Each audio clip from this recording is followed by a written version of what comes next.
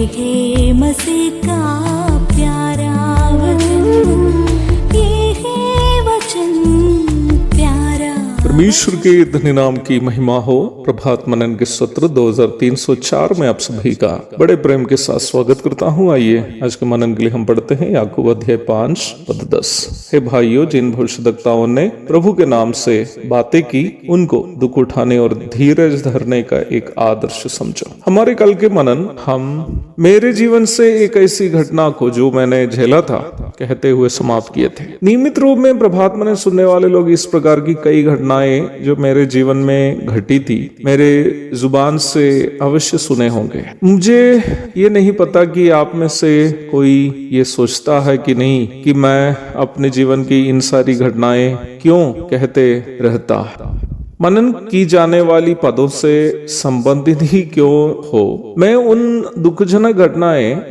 कहने के पीछे एक खास उद्देश्य है। उस उद्देश्य को मैं प्रेरित पौलुस के शब्दों में आपसे कहना चाहता हूँ। पहला कुरिन्थी 1:4 में हम पौलुस के उन शब्दों को देखते हैं। वो इस प्रकार है, वो हमारे सब क्लेशों में शांति देता है ताकि हम उस शांति के कारण जो परमेश्वर हमें देता है उन्हें भी शांति दे सके जो किसी प्रकार के क्लेश में हो।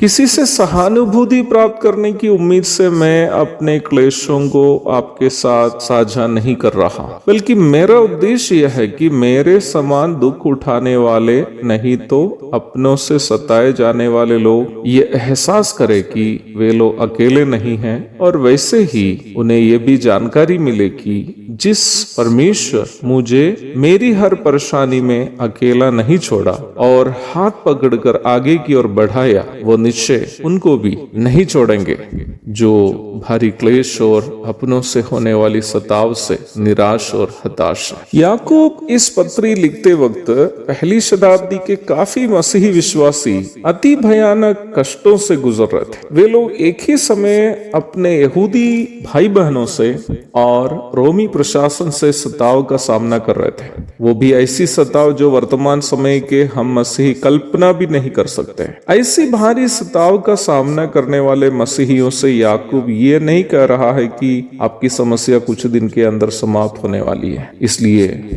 धैर्य रखो। याकूब यह विश्वासियों को दुख उठाने और धीरज रखने के लिए कह रहा है। क्यों? क्योंकि प्रभु यीशु मसीह के शब्द उनके कानों में, संसार में तुम्हें क्लेश होता है परंतु ढाढ़स रखो, मैंने संसार को जीत लिया है। यूहन्ना 16:33। प्रभु यीशु मसीह संसार को कैसे जीता? क्षमा से और सहनशीलता से। उन्होंने इस्करियोती यहूदा को भी, जो प्रभु को पकड़वाने के लिए महायाजकों से पैसे लिए हुए थे, मित्र करके संबोधित किया। मत्ती 26:50। प्रभु ने उनको भी क्षमा की जो उन्हें सता रहे थे। हमारे बारे में भी प्रभु की इच्छा यह है कि हम भी क्षमा और सहनशीलता से दुनिया को जीते। प्रभु के वचनों पर ध्यान दीजिएगा। मेरे नाम के कारण सब लोग तुमसे बैर रखेंगे परंतु तुम्हारे सिर का एक बाल भी बाका ना होगा। अपने धीरज से तुम अपने प्राणों को बचाए रखोगे। मत्ती 21:17-18। प्यारो, बाइबल या यीशु मसीह संसार में मसीहियों के लिए एक सुख समृद्धि का जीवन की वादा नहीं किया है। हम विश्वासियों के लिए सुख का जीवन हमारे स्वर्गीय धाम में ही मिलेगा। वर्तमान संसार हमारे लिए आंसू और क्लेश का स्थान है। यह कष्ट सहना हमारी मसीही पहचान। याकूब यह हमें सलाह दे रहा है कि हम भी उन भविष्यद्वक्ताओं को जिन्होंने हमसे पहले कष्ट सहकर गए हैं, आदर्श समझ धीरज के साथ दुखों को सहते हुए हमारे मसीही जीवन को आगे की ओर बढ़ाए ताकि स्वर्गीय धाम में हम इसका प्रतिफल प्राप्त कर सके। एक और शुभ दिन की धन्य कामनाओं के साथ आज का मनन मैं यहाँ समाप्त करता हूँ। प्रभु आप सबको आशीष दे। आमीन।